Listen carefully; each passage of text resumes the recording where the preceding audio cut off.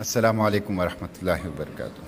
الحمد للہ رب العالمین والعاقبۃ للمتقین۔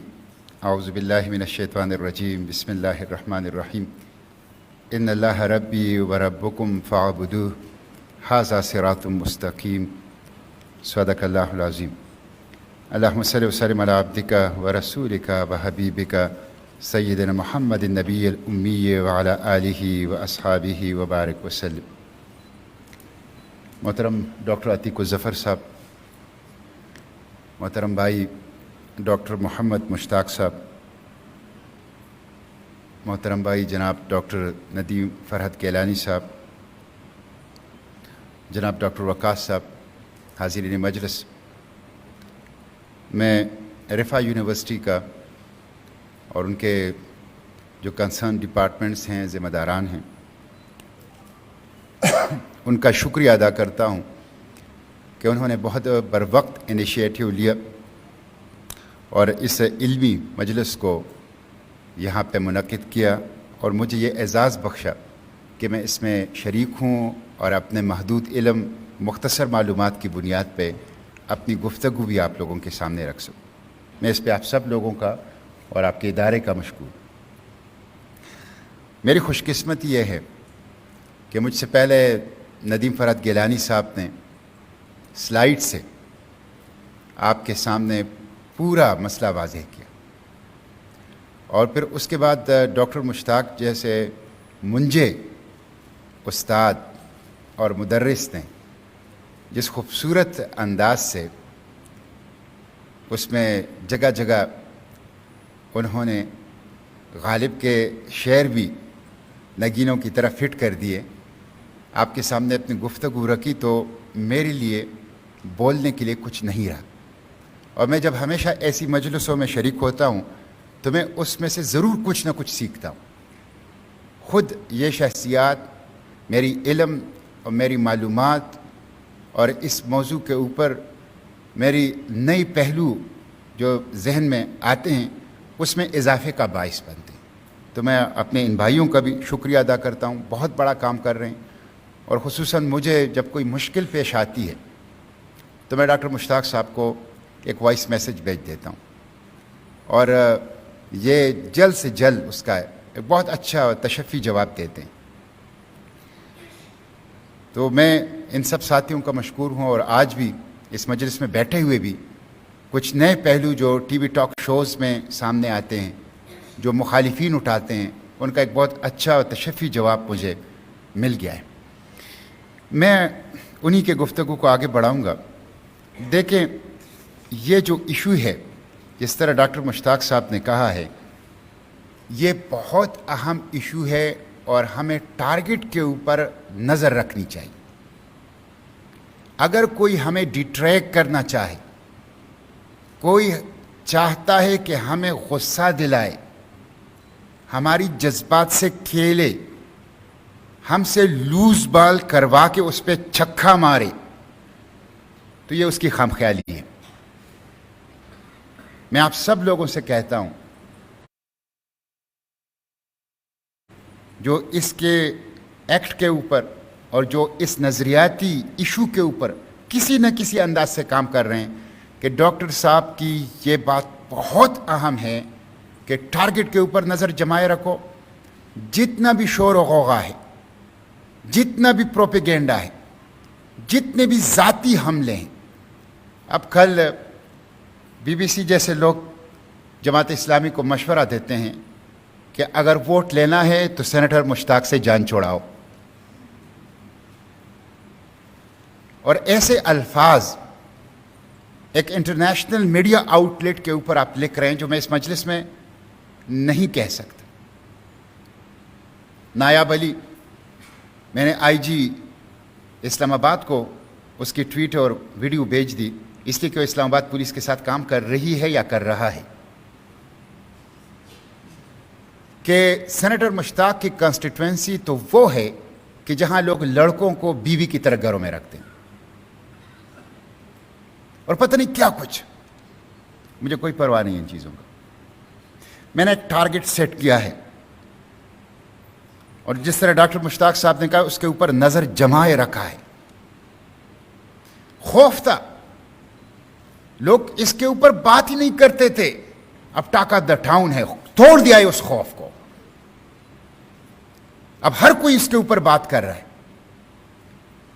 اب جب قانون کے اوپر بات کرتے ہیں, قانون کے اوپر نہیں آتے, جس طرح ڈاکٹر صاحب نے کہا, کہتے ہیں نتائج کے اوپر بات کرو. یہ تو اندیشہ ہائے دور دراز ہیں.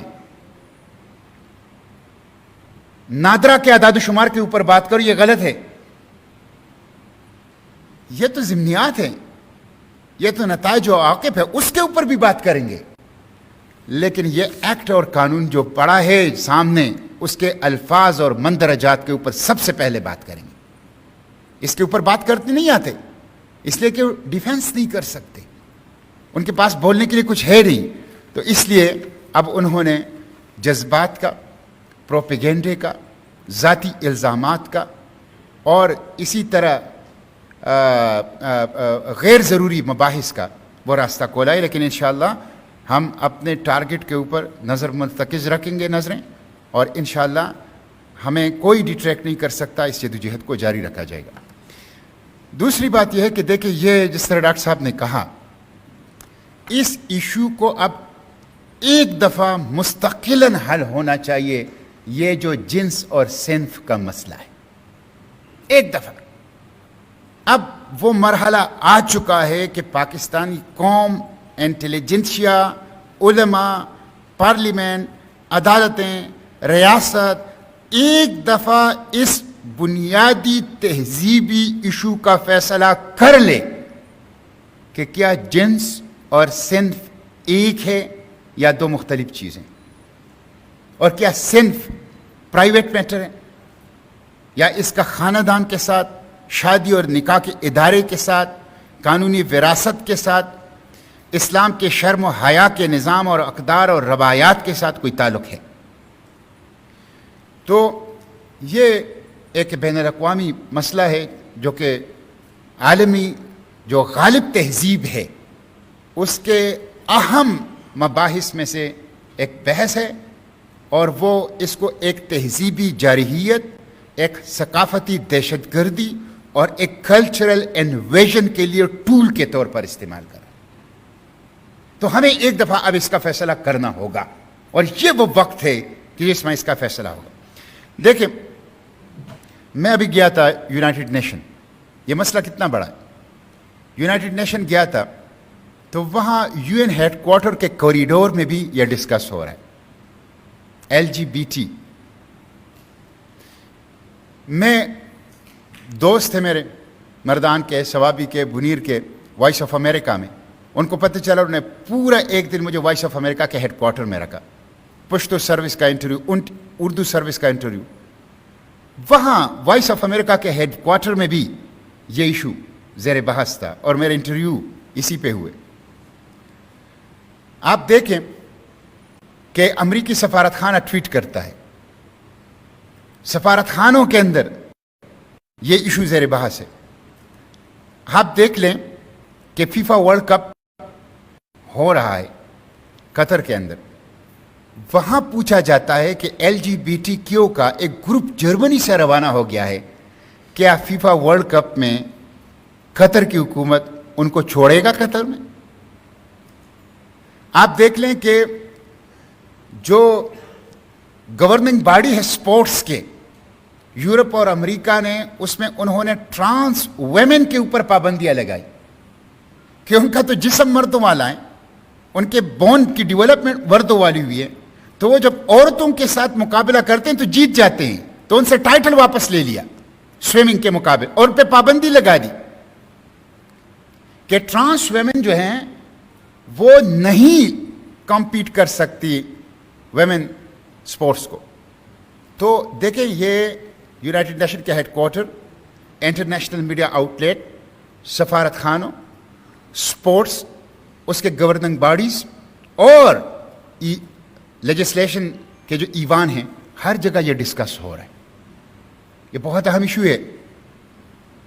یونیورسٹیز میں یہ ضرور ڈسکس ہونا چاہیے, اور یونیورسٹیز کو انٹلیکچوئل سینٹر کے طور پر گائیڈ کرنا چاہیے قرآن و سنت کی روشنی میں مسلم امہ کو. تو یہ آپ لوگوں نے بہت اہم اور بہت بروقت جو ہے وہ اقدام کیا ہے۔ اچھا، اب میں ان تمام باتوں کی توثیق اور تائید کرتے ہوئے جو مجھ سے پہلے ہوئی ہیں، بہت اچھی باتیں ہیں، ان کو دہراؤں گا نہیں۔ کچھ جو میرے خیال میں ضروری چیزیں ہیں اس کی طرف اشارتاً میں بات کر لیتا ہوں۔ دیکھیں، پاکستان کا جو پارلیمنٹ ہے، جس طرح ڈاکٹر صاحب نے کہا ہے، اس کے پیشانی کے اوپر کلمت طیبہ لکھا ہوا ہے۔ قومی اسمبلی کے اندر اللہ کے نام سارے کے سارے درج ہیں۔ سینٹ میں چیئرمین سینٹ کے جو چیئر ہے اس کے اوپر سورہ حشر کے آخری رکوع ہے،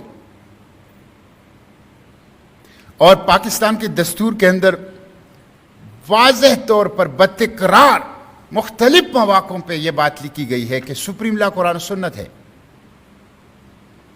اور پاکستان میں کوئی قانون قرآن و سنت سے ماورا نہیں بن سکتی، اور پاکستان کی مقننہ قرآن و سنت کے دائرے کے اندر محدود رہتے ہوئے اپنی قانون سازی کا اختیار استعمال کرے گی۔ آرٹیکل 1، 2، 2A، 31، 35، 37، 38، 41، 45، 91، 227، 228، تھرڈ شیڈول میں وزیر اعظم اور صدر کے حلف کے اندر ختم نبوت کا تذکرہ، یہ ساری چیزیں واضح۔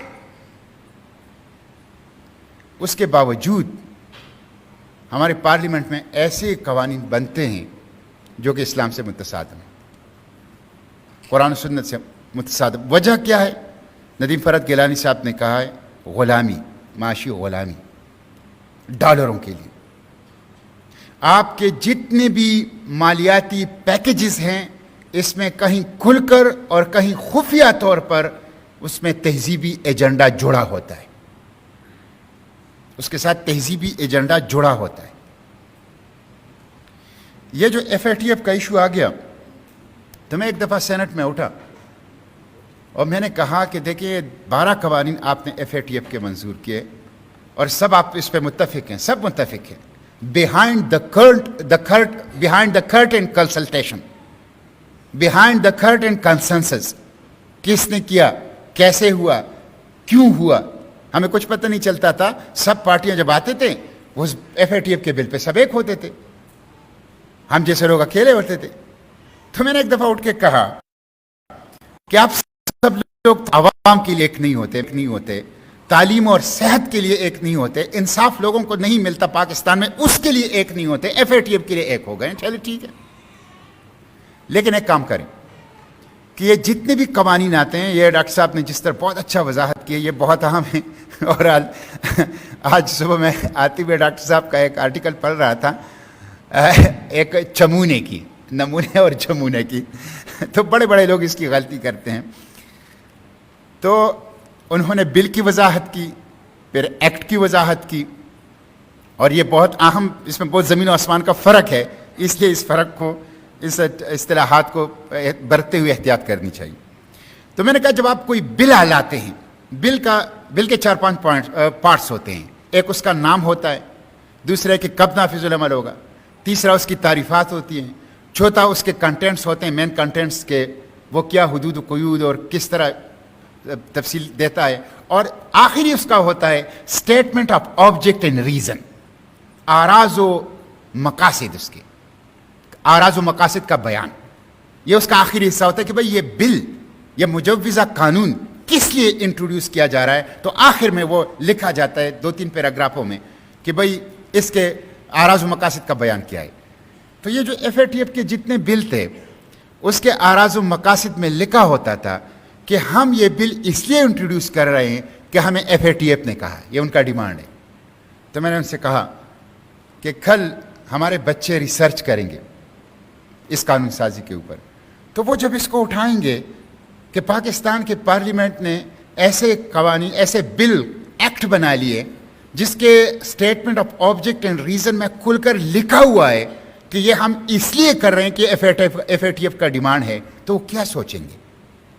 کیا دنیا کے اندر اس کرۂ ارض پر کوئی ایسی پارلیمنٹ ہے جس نے اپنی لیجسلیٹو اتھارٹی ہزاروں کلومیٹر دور بیٹھے کسی اداروں کو دی ہو، جس نے اپنی لیجسلیٹو اتھارٹی کمپرومائز کیا ہو؟ میں نے کہا کہ آپ کریں جو کچھ کریں کر رہے ہیں، لیکن یہ لکھے تو نا، شرم آتی ہے، الفاظ میں رہتے ہیں کہ اس پارلیمنٹ میں بیٹھے اور کھڑے ہوئے شرم آتی ہے. غلام ہے غلام. مجھے ایف اے ٹی ایف کے بلوں کے اوپر میں جب امینڈمنٹس لاتا تھا، مجھے سیکریٹریز پابند ہوتے ہیں، ایڈمنسٹریٹو سیکریٹریز، کہ وہ حکومت کے سٹانس کو، موقف کو ریپریزنٹ کرتے ہیں. انہوں نے کھل کر کہا آن دا ریکارڈ کہ ان قوانین کے اندر ہم فل سٹاپ اور کاما بھی تبدیل نہیں کر سکتے، ہم اس کی اجازت نہیں ہے. غلام ہے، لکھا پیشانی پر کلمہ طیبہ ہے، آرٹیکلز اتنے ڈھیر سارے دستور کے اندر رکھے ہیں، اور خود حکمران اور ایلیٹ، جو رولنگ ایلیٹ ہے، اور رولنگ ایلیٹ میں سب آتے ہیں، اس میں ججز بھی شامل ہیں جو اپنے فیصلوں سے قانون سازی کرتے ہیں، اس میں پارلیمنٹ بھی شامل ہیں، اس میں پولیٹیکل لیڈرشپ بھی شامل ہے، اس میں ہماری ملٹری اشرافیہ بھی شامل ہے. یہ غلام ہیں، اور اس غلامی کا جب تک علاج نہیں ہوگا، پاکستان اس مشکل سے، جو اس کی ایک روح مسترب ہے، اس روح کے پاکستان کا اضطراب جو ہے یہ ختم نہیں ہو سکتا. اب یہ قانون آپ دیکھ لیں، یعنی اس میں انہوں نے جو جینڈر آئیڈینٹی ڈیفینیشن، جو میں نے آپ سے کہا کہ ایک پارٹ اس کا ہوتا ہے ڈیفینیشن، ایک تو اس کا نام ہے ٹرانسجینڈر. اب ٹرانسجینڈر پہ ڈاکٹر صاحب نے بھی بات کی ہے، اور ٹرانسجینڈر کے اوپر ندیم بھائی نے بھی بات کی ہے کہ نام ہی غلط ہے، امبریلا ٹرمز استعمال کرتے، نام ہی غلط ہے. ٹرانس انڈیویجول ٹوٹلی ڈفرینٹ ہوتے ہیں، انٹرسیکس انڈیویجول ڈفرینٹ ہوتے ہیں. ٹرانس تو ایک نفسیاتی بیماری ہے، ایک سائیکولوجیکل ڈس آرڈر ہے. تو ایک تو یہ، دوسرا پھر جینڈر آئیڈینٹی، کہ جینڈر آئیڈینٹی کیا ہوگا. اب جینڈر آئیڈینٹی انہوں نے وہی لیا ہے جس طرح ندیم بھائی نے کہا کہ یونائٹڈ نیشن نے ایل جی بی ٹی کے کو تسلیم کر لیا ہے، اس کی حقوق کو پروٹیکٹ کرنے کی بات کی ہے، اس کو فنڈامنٹل رائٹس کے اندر شامل کیا ہے. بالکل وہاں سے انہوں نے جینڈر آئیڈینٹی لی ہے. Gender identity means a person innermost and individual sense of self as a male, female or a blend of both or neither that can correspond or not to the sex assigned at birth. ایک اندرونی باطنی احساس جو جنس سے موافقت رکھے یا نہ رکھے ضروری نہیں. یہ کیا ہے؟ یہ اب کس طرح، یہ جو کہتے ہیں ایل جی بی ٹی، یہ ایل جی بی ٹی ہے نا، یہ جو ڈیفینیشن ہے یہ ایل جی بی ٹی کی ڈیفینیشن ہے، یہ totally L G B T کی ڈیفینیشن ہے. تو یہ ہے وہ ایل جی بی ٹی. پھر ٹرانسجینڈر کی ڈیفینیشن، انٹرسیکس کو ہم نے اس کو رہنے دیا، جس طرح ڈاکٹر صاحب نے کہا وہ مظلوم طبقہ ہے، ان کا کوئی غلطی نہیں، ان کی گناہ نہیں ہے، وہ تو اللہ کی طرف سے ایک امتحان ہے. جس طرح انسان معذور ہوتا ہے، آنکھوں سے معذور ہوتا ہے، کان سے معذور ہوتا ہے، کسی عضو سے معذور ہوتا ہے، امتحان ہے. اس طرح ان کے لیے امتحان ہے، ان کے والدین کے لیے امتحان ہے، معاشرے کے لیے امتحان ہے، اسٹیٹ کے لیے امتحان ہے. وہ ذی-روح ہے، انسان ہے، ان کی تکریم، ان کی عزت، ان کا احترام، ان کے لیے ایکسیپٹیبلٹی کی بات کرنا، ان کی علاج کی کوششیں کرنا، ان کی رائٹس، ان کو پروٹیکٹ کرنا، ان کو عزت اور وقار اور تکریم دینا، یہ فرض ہے. ان کے ساتھ یہ ظلم ہو رہا ہے کہ ان کی آڑ میں وہ کچھ ہو رہا ہے جس کے خلاف وہ بھی سراپا احتجاج ہے. تو انٹرسیکس. دوسرا یونک، جس میں انہوں نے اس دوسرے ڈیفینیشن میں assigned male at birth but undergoes genital excision اور کیسٹریشن، انہوں نے باقاعدہ طور پر بین السطور اور خاموشی سے اپنے جسمانی اعضاء کو خود بگاڑنے، کسی اور کے ذریعے سے بگاڑنے، منصوبے سے بگاڑنے، حادثاتی طور پر بگاڑنے کی اجازت دی ہے باقاعدہ. اور تیسرا کہ ٹرانسجینڈر مین، ٹرانسجینڈر ویمن، خواجہ سرا آر اینی پرسن جس کا جسم جو بھی ہو لیکن اس کے دماغ میں جو خیال آئے وہ ٹرانسجینڈر ہے. سب پوری 22 کروڑ عوام کو ٹرانسجینڈر قرار دیا ہے. पूरी 22 करोड़ आवाम को ट्रांसजेंडर करा दिया। एनी पर्सन जो भी जाए, तो ये उन्होंने फिर उन्होंने इसको जो gender identity, recognition of the identity of a transgender, उसमें उन्होंने कहा है कि इनको self perceived gender identity permit होगी, अपनी मर्जी की सिंफी शनाख्त इजाजत होगी। और ये आप सुन लीजिए, a person recognise as transgender, जिस तरह 3 डेफिनेशन में under subsection 1 shall have a right to get himself or herself registered as per self-perceived gender identity with all government departments, including but not limited to NADRA. अब ये कहते हैं कि भाई ये तो वो कल एक कहा है बंदे ने कि मैं तो नादरा में गया हूं, ऐसा तो कोई नहीं है। आप नादरा ना जाएं, क्यों इतना तकलीफ कर रहे हैं? आप इस एक्ट को पढ़ लें। नादरा क्यों जा रहे हैं? इस कानून को पढ़ लें।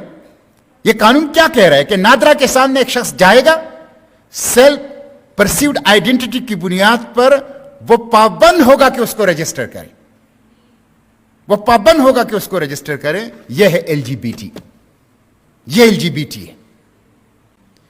तो इसलिए जो अमेंडमेंट्स मैं लाया हूं उसमें मैंने एक तो डिफिनेशन नंबर 2, डिफिनेशन नंबर 3 को ओमिट किया, इंटरसेक्स को रहने दिया है, मजलूम तबका। फिर उसके बाद मैंने उसमें सेल्फ परसीव्ड जेंडर आइडेंटिटी को सब्स्टिट्यूट किया है on the advice of the medical board. जब आप पर्सन विद डिसेबिलिटी, जिसका कोटा है तमाम मुलाजिमतों में, जब आप कोई बंदा जाता है कि मैं माजूर हूं, तो आप उसे कहते हैं कि आप चले जाएं और ऑर्थोपेडिक सर्जन से सर्टिफिकेट लें कि तुम वाकई माजूर हो। किसी ने तो एतराज नहीं किया कि भाई इसको क्यों डॉक्टर के पास भेज रहे हो।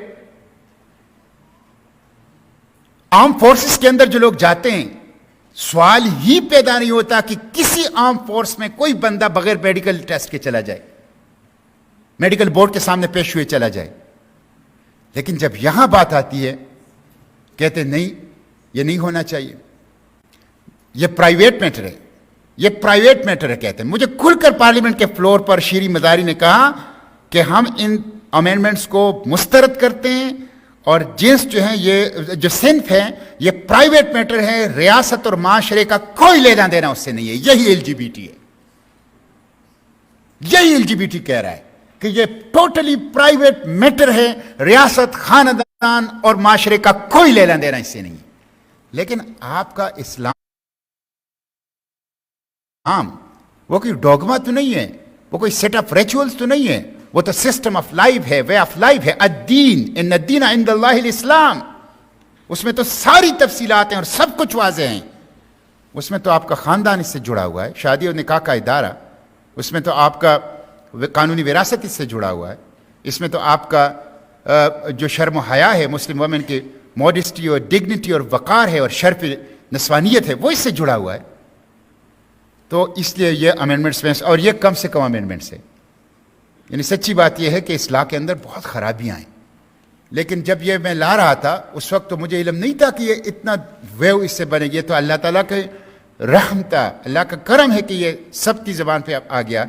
वरना आप अगर, मैं जब अमेंडमेंट्स पेश कर रहा था नवंबर 2021 में, तो आप अगर वो वीडियो देख लें, जब चेयर ने इजाज़त मांगी कि सेनेटर मुश्ताक को इजाज़त दी जाए कि वो हाउस के फ्लोर पर अपने अमेंडमेंट पेश करें, तो उन्होंने कहा कि जो इसके हक में है वो कहें येस, तो थोड़ा सा एक येस आया। जो कहें कि उसके खिलाफ है वो कहें नो, तो एक बड़ा सा नो आया।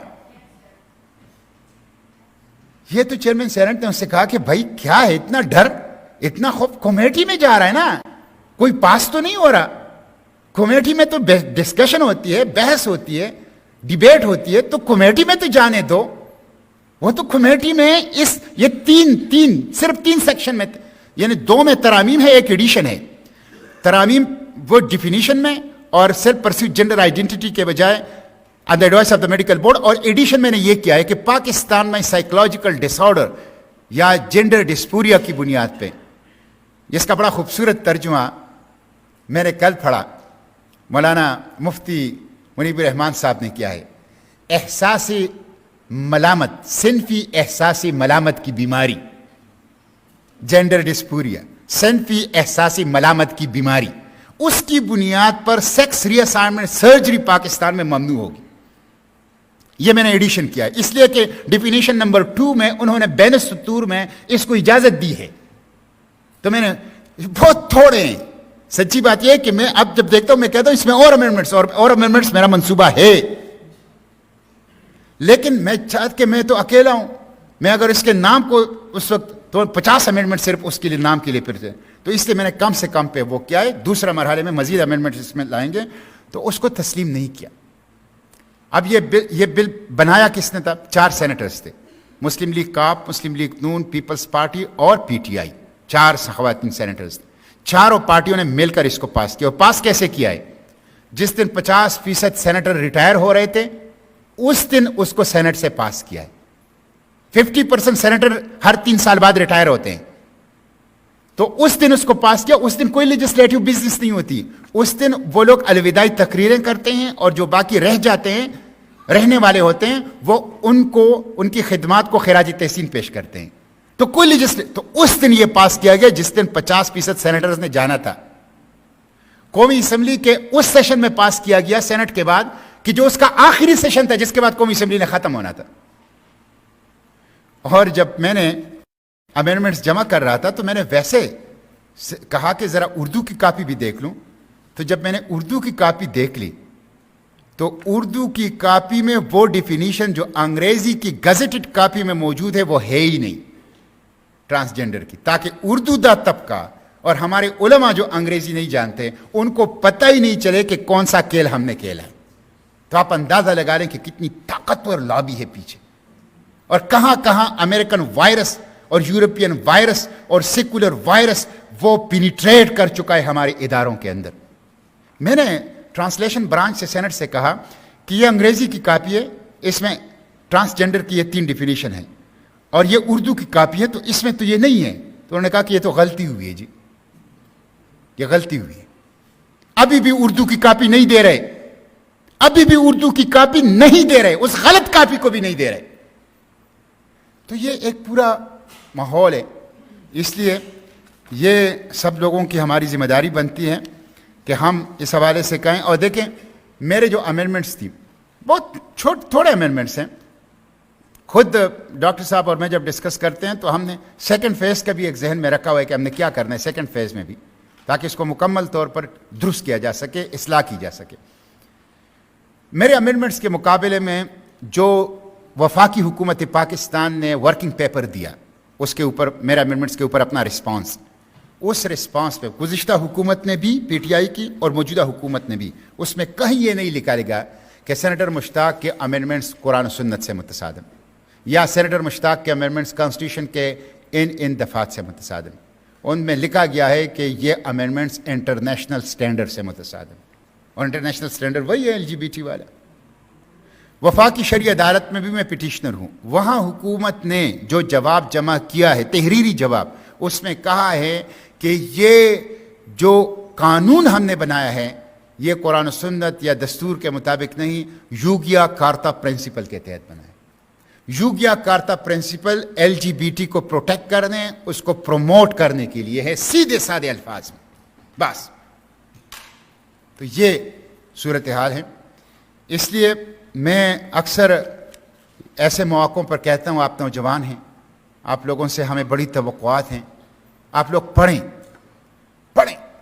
تنقیدی نگاہ سے چیزوں کو پڑھیں، قرآن و سنت کو پڑھیں، قرآن و سنت کو پڑھنے کے بعد مغرب کے اس نظام کو تنقیدی نگاہ سے پڑھیں، اور قرآن و سنت کی روشنی میں اس کے اوپر تنقید کریں، اور اپنی اقدار کو بچانے کے لیے کردار ادا کریں، اپنی دین کو، اپنے عقیدے کو بچانے کے لیے کردار ادا کریں.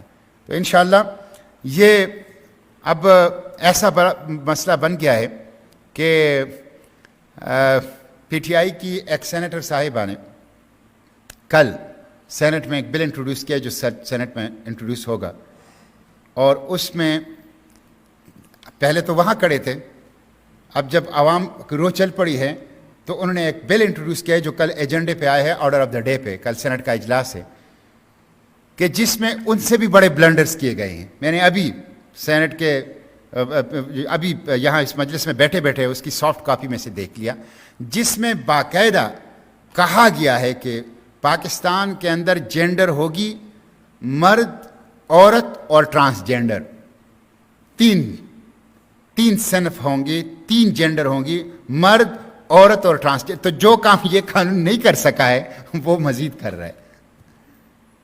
ایک دوسرے سینیٹر صاحب نے بھی پتہ نہیں کیا جمع کیا ہے، لیکن وہ تو آؤٹ آف دا وے جا کے چیئرمین سینٹ سے دستخط لے کے اس کو سینٹ میں پریزنٹ کرنے کے بغیر سیدھا کمیٹی کو بھیج دیا۔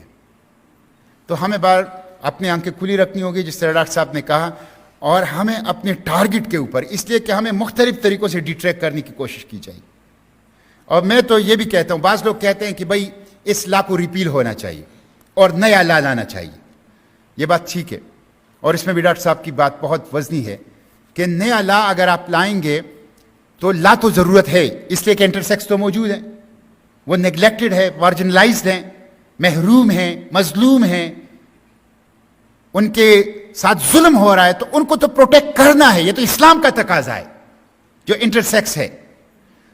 تو لا اگر آپ لا رہے ہیں، نیا لا، اور اس کو جو کامن لا ہوتی ہے، آرڈینری لا ہوتی ہے، اس کو ایک نارمل پروسیس سے لا رہے ہیں، تو اس پہ تو بہت زیادہ وقت لگے گا۔ وہ جو کہتے ہیں نا کہ کیا ہے فارسی کی وہ قول کے تریاق از عراق آمد شد مارگزیدہ مرد شد، یہ تو آپ انٹروڈیوس کریں گے کسی ایوان میں، وہاں سے جائے گا کمیٹی میں، 10 ماہ کے بعد میری یہ امینڈمنٹس کمیٹی میں 10 ماہ کے بعد آئی ہے ایجنڈے پر، حالانکہ رولز یہ ہے سینٹ کے کہ جب کمیٹی کو کوئی میٹر ریفر ہو جائے ود ان 4 months کمیٹی نے اس کو کنکلوڈ کر کے واپس سینٹ میں رپورٹ کرنی پڑتی ہے۔ 10 ماہ میں اس پہ ایجنڈے پر صرف آیا ہے اور ابھی کنکلوڈ نہیں ہوا ہے کمیٹی میں۔ تو یہ پہلے ایک ایوان میں انٹروڈیوس ہوگا، وہاں سے کمیٹی میں جائے گا، مہینوں پڑے رہے گا، پھر اس ایوان میں آئے گا، پھر ڈیبیٹ ہوگی، پھر وہاں سے پاس ہوگا، پھر دوسری ایوان میں جائے گا، پھر کمیٹی میں جائے گا، وہاں پڑا رہے گا، پھر ایوان میں آئے گا، پھر ڈیبیٹ ہوگی، پھر پاس ہوگا، پھر اس کے بعد صدر کے پاس جائے گا۔ تو یہ تو مسئلہ ہی ہوا۔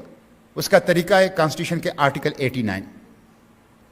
آرٹیکل 89 میں وفاقی حکومت کی سفارش پر صدر پریزیڈنشل آرڈر کے ذریعے سے قانون سازی کر سکتا ہے، عارضی قانون سازی، جس کی مدت ہوگی 120 دن، اور اسے مزید 120 دنوں کے لیے ایکسٹینڈ کیا جا سکتا ہے، یعنی 8 ماہ تک عارضی قانون سازی۔ اور یہ جو کیمیکل کیسٹریشن ریپ کے مجرموں کا حکومت نے کیا تھا، تو 8 ماہ یہ قانون رہا تھا پاکستان میں۔ 8 ماہ یہ قانون تھا کہ اگر کوئی بچوں کے ساتھ زیادتی کرے تو اس کو نامرد بنایا جائے گا۔ یہ تو 8 ماہ کے بعد اس نے پارلیمنٹ نے اس کی توثیق نہیں کی تو ختم ہو گیا۔ تو اس کا راستہ ہے پریزیڈنشل آرڈیننس۔ 1973 کی دستور بننے کے بعد اب تک میں نے جو ریسرچ کی ہے 1800 آرڈیننس جاری ہوئے ہیں، 1800 آرڈیننس۔ ایک آرڈیننس آپ اللہ اور رسول کو خوش کرنے کے لیے جاری کرو، اس کے ذریعے سے اس لا کو ریپیل کرو، نیا لا جو بعض لوگ کہتے ہیں کہ ہم نے بنایا ہے تو اس کو، اور اسلامی نظریاتی کونسل کی سفارش اس میں ہوگی، تو اس کو آپ نافذ العمل کر لو۔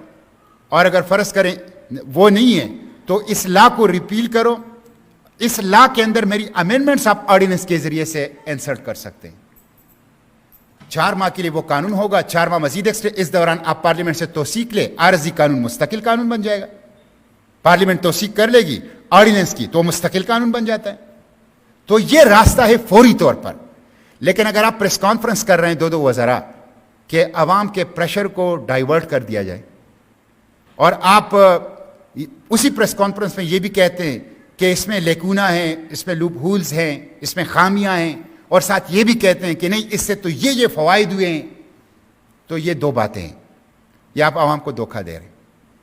فوری طور پر پاکستان کے عوام کا یہ مطالبہ ہے کہ یا آپ پریزیڈنشل آرڈیننس کے ذریعے سے اس امینڈمنٹس کو تسلیم کرو، یا آپ کم از کم اس پروسیس کو ایکسپیڈائٹ کرو کہ ود ان اے ویک اور 2 آپ اس کو نارمل طریقے سے پارلیمنٹ سے پاس کر کے اس کو ریفارم کریں۔